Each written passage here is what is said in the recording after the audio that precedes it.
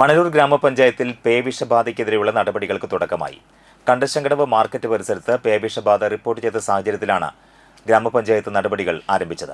അടിയന്തര ഭരണസമിതി യോഗം ചേർന്ന് ജനകീയ സമിതി വിളിച്ചു ചേർത്ത് തീരുമാനങ്ങളുടെ അടിസ്ഥാനത്തിൽ നടപടി തുടങ്ങിയതായി പഞ്ചായത്ത് പ്രസിഡന്റ് സിജി മോഹൻദാസ് അറിയിച്ചു. തെരുവ് നായകളെ സംരക്ഷിക്കാൻ അനുയോജ്യമായ സ്ഥലവും കെട്ടിടവും ഉൾപ്പെടെ ലീസിനെടുക്കുന്നതിനായി 2.5 ലക്ഷം രൂപ വകയിരുത്തി DPC അംഗീകാരത്തിന് സമർപ്പിച്ചതായും അനുമതി ലഭിക്കുന്ന മുറയ്ക്ക് പദ്ധതി നടപ്പിലാക്കുമെന്നും പ്രസിഡന്റ് പറഞ്ഞു.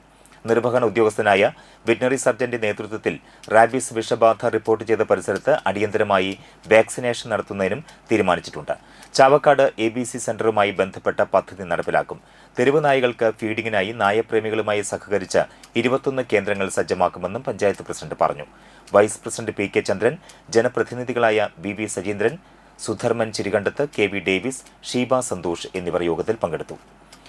ഗ്രാമപഞ്ചായത്ത് ഈ വർഷം 2026-27 പദ്ധതി പ്രകാരം വെച്ചിട്ടുള്ള പദ്ധതിയുമായി ബന്ധപ്പെട്ട് നമ്മൾ വാക്സിനേഷൻ ആരംഭിക്കുന്നതിന് തീരുമാനിക്കുകയും ഡോക്ടറെ വിളിച്ച് അത് സജ്ജമാക്കുന്ന രീതിയിലേക്ക് പഞ്ചായത്ത് ഭരണസമിതി മുന്നോട്ട് പോയിട്ടുള്ളതാണ്.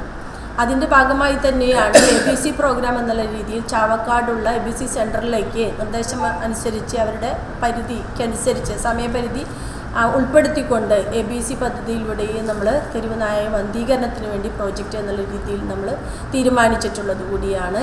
പിന്നെ തന്നെയും അതുമാത്രമല്ല, നമ്മൾ ഷെൽട്ടർ സംവിധാനം എന്നുള്ള രീതിയിലേക്ക് പോലും പ്രൊജക്റ്റ് ഏറ്റെടുത്തിട്ടുള്ള ഒരു ഏക പഞ്ചായത്ത് എന്നുള്ള രീതിയിൽ മണലൂർ ഗ്രാമപഞ്ചായത്ത് മുന്നോട്ട് പോയിരിക്കുന്ന സാഹചര്യത്തിലാണ് ഇത്തരത്തിൽ സമരവുമായി മുന്നോട്ട് പോകുന്ന രീതിയിൽ പ്രതിപക്ഷം പോയിരിക്കുന്നത് എന്നാണ് അറിയിക്കാനായിട്ടാണ് ഈ ഭരണസമിതി തീരുമാനിച്ചിട്ടുള്ളത്.